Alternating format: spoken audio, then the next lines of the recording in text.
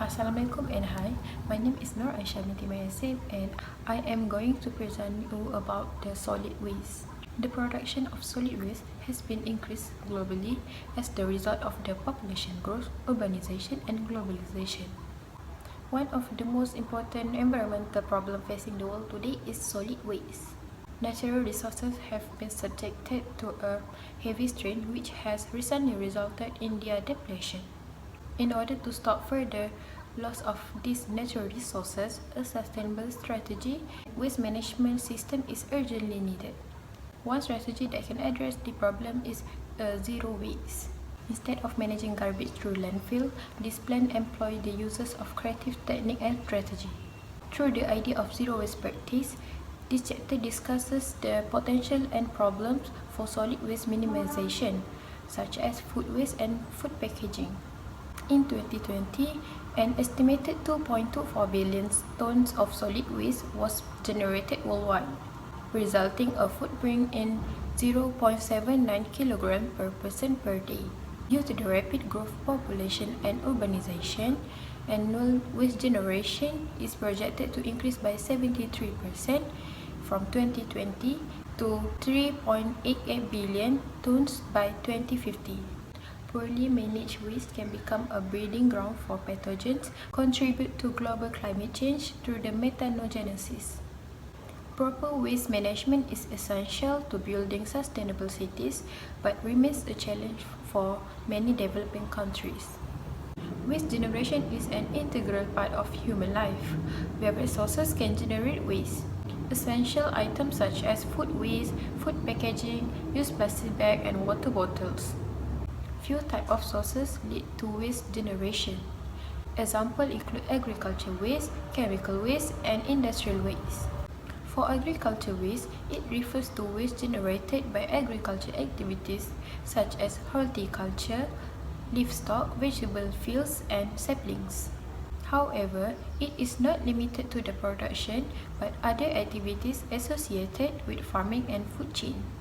Fertilizer spillage is a major source of waste that significantly contaminated local water sources, soils and oceans via other bodies of water. Next, chemical sources include that any waste that consists of chemicals. Its sources include industry, commercial activities, farms, and even household. Examples of household chemicals are detergent and refrigerant.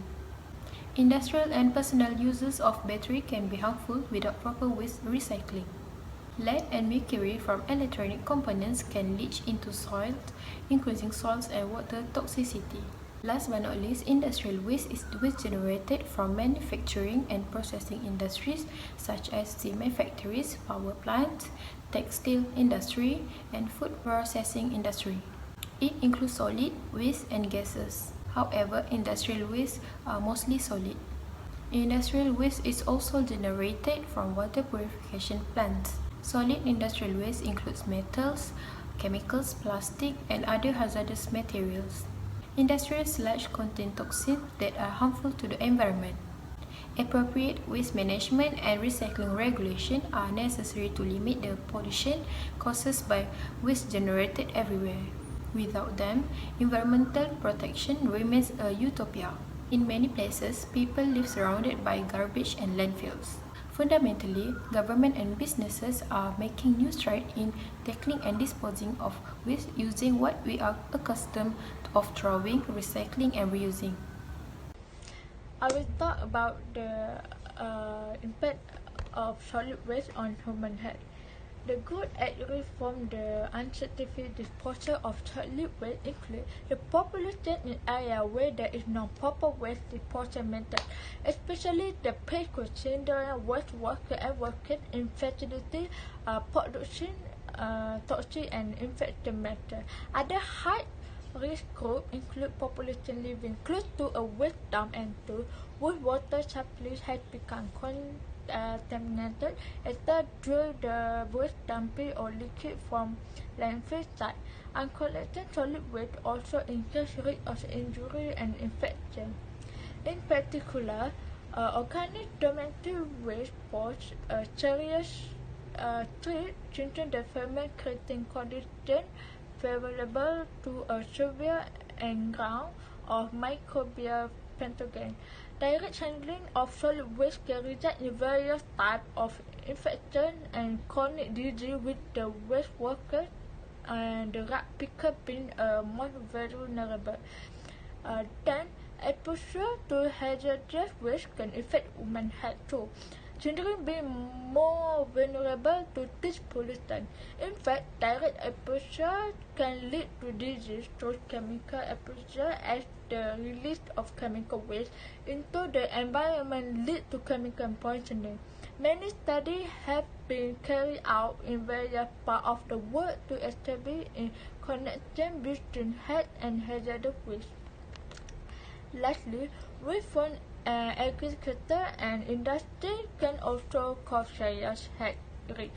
Other than disposal of industrial hazardous waste with multiple waste can expose people to chemical and radioactive hazards.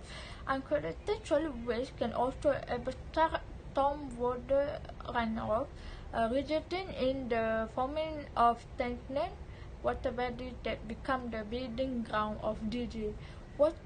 Waste dumped near a water course also cause contamination of the water body or the groundwater course.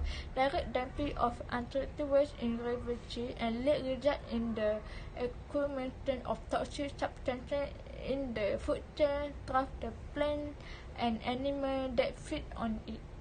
Thank you.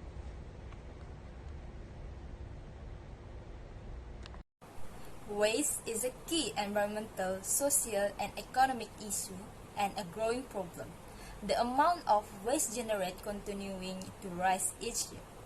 Preventing waste by limiting unnecessary consumption and by designing and consuming products that generate less waste are form of strict avoidance of waste. At each stage in the product life cycle, from production to final disposal, various control options can be considered to reduce the amount and toxicity of waste. Priority is given to 5 strategies summarized by the so-called 5R approach through reformulation of product or processes, and also reduce the concentration of hazardous and toxic substance in waste that can be shown in chemical industry. Once waste have been generated, the presence accorded by the waste management hierarchy is for reuse, recovery, and recycling. Lastly, waste prevention strategies implying different level of involvement by public authorities, which are information, promotion, and regulation, such as resources efficiency roadmap that has been set out at transforming Europe economy into a sustainable by 2050. Regulation and legislation must have been taken in order to control the waste production that increased day by day. Firstly, the Waste Framework Directive that was established in 1957 that include Article 19 that aiming to break the link between economic growth and environment impact associated with the generation of waste. Also, Article 8, and not to forget Article 28, that planning the necessary measure to provide a sufficient waste management infrastructure. In order to give awareness to civilization about how concerned this situation are, which is Section 34 of the Environmental Protection Action 1990, that impose a duty of care on person concerned with handling waste. Moreover, it is also the successor to Control of Pollution Action 1974 and makes provision for the management of pollution from industrial processes. The Hazardous Waste Regulation 2005 came into force and were produced not only as part of a framework for the control management of hazardous waste, but to replace the Special Waste Regulation. Lastly, new UK waste regulation will require businesses to separate recyclable material, which is paper, plastic, and glass, from other waste. This amendment to the EU Waste Framework Directive is to ensure improvement to the quality and quantity of recycling across the United Kingdom. That's all for me. Thank you. Hi and Assalamualaikum warahmatullahi wabarakatuh. My name is Asha Ilyana, binti Izwan Hafiz, and today I would like to continue my part with the case study of waste production. In this part, I would like to discuss about the issues regarding the waste production. Firstly, the issues of waste production, or also called as trash production, include the categories of solid waste. Have you ever wondered how municipal and industrial solid waste affect the environment? On a global scale, it can have a variety of environmental consequences, including greenhouse gas emissions, nitrogen pollution, and ocean plastic accumulation. The methods of waste management comes next. Waste management is critical as it protects the environment from the harmful effects such as inorganic and biodegradable elements found in waste. Moving on, in order to prevent the waste from polluting the environment, citizens should practice the waste management practices such as recycling bottles, reducing the amount of paper used, and lastly, reusing the old items. Lastly, it will contribute to the environmental impact. Poor waste management leads to climate change and air pollution, as well as having a direct impact on many ecosystems and species. Landfills, the waste hierarchy final result, emit methane, a strong greenhouse gas emissions connected to climate change. On the other hand, waste materials such as plastic, glass, and paper can be segregated into different columns in order to process them to make new products, which will save the natural resources. Moreover, when this waste is not recycled, it usually ends up in landfills or oceans, posing threat to human health and marine life.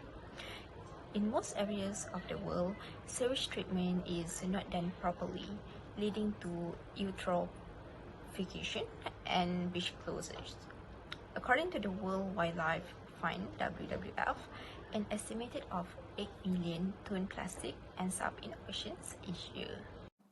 In conclusion, the purpose of this research was about waste production in order to identify the impact and how to manage the waste production based on the regulation. Based on the research that we have done, the production of solid waste has increased globally as a result of the rapid population growth, globalization, and urbanization. So, one of the world's most important environmental problems today is solid waste. So, what are the sources of this production? It is produced by various sources. As in our case study, we have three sources, which is it could be from agricultural waste, chemical waste, and industrial waste, where solids, liquid, and gases can all be component of industrial waste. So, as waste production increases economically by time, it has negative impact on humanities and human living, which is from the healthy aspect. It may cause birth abnormalities and reproductive problems such as low birth weight, fetal and infant mortality, and other reproductive impacts that have been thoroughly studied. In reality, exposure to chemicals can result in diseases because chemical poisoning is caused by the discharge of chemical waste into the environment. In the event that municipal trash is used to dispose of industrial hazardous waste, people may be exposed to chemical and radioactive dangers. So next, as suggested from the previous explanation of prevention, the best way to prevent waste problem is called as 5R approach. Based on that, a variety of management solutions can be taken into consideration to lessen the quantity and toxicity of waste at every stage of the product life cycle, from production through final disposal. These are based on industrial waste, residues and waste reduction, replacement, recovery, recycling, and reutilization. Last but not least, from our perspective, after all that we have done in our research, good management can still control waste production to reduce waste uses. As far as we are aware, humans continue to produce waste every day from a variety of sources, with the difference being in the volume used each day. Humans should use resources sparingly in order to reduce waste that could be harmful to their health. Although every country has policies and regulation in place to get rid of this waste, it is ultimately the people's responsibility to find long-term solution. For instance, although reuse, recycling, and reduction have all been mentioned previously, they are still only practiced in a few cities and countries. We must all take responsibility to ensure that waste reduction can be reduced from time to time according to the 5R rules from above research for human and environmental welfare. That's all from me and our group. Thank you.